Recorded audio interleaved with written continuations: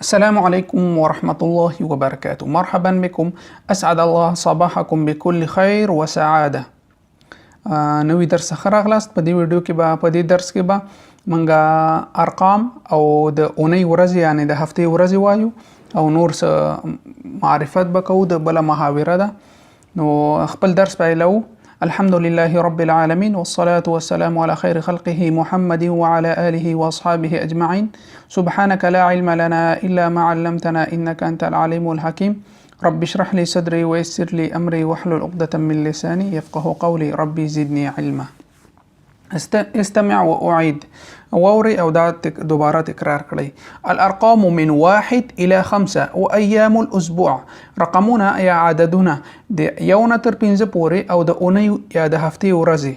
1 1 2 2 2 3 3 3 4 4 3 5 5 5.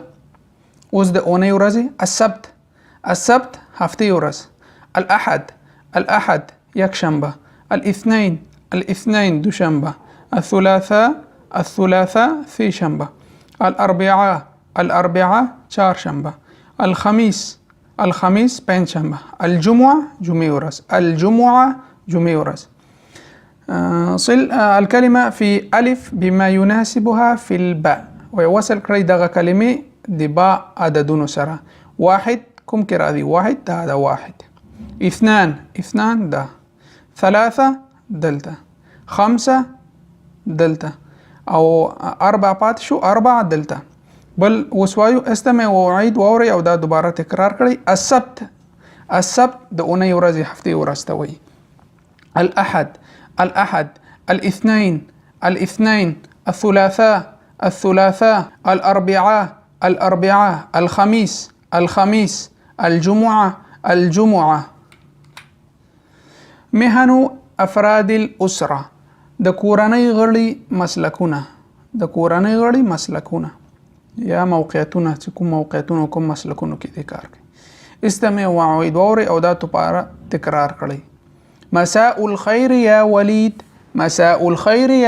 ما خام بخير يا وليد. مساء النور. ما خام بخير. هل هذا أخوك؟ هذا استورور دي. نعم هذا أخي خالد. هو دا زما ورور دي خالد. وهذه او دا سوق ده. وهذه او دا. هذه أختي أمل. او دا زما خور ده أمل.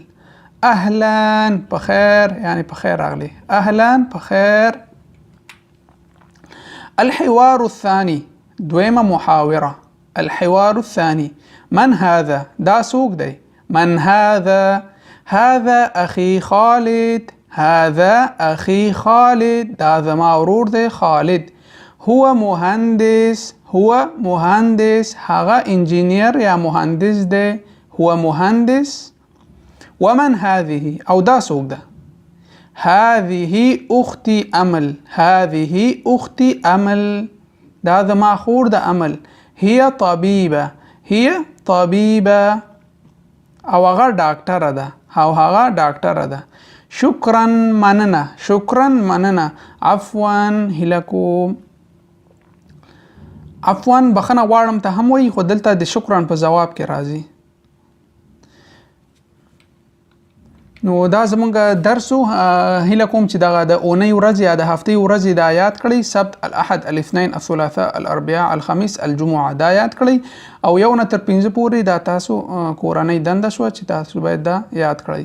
او بل دا چې یو جمله دې درس ته لیکئ چې تاسو ځان معرفي کړئ چې اسمي أحمد أنا طبيب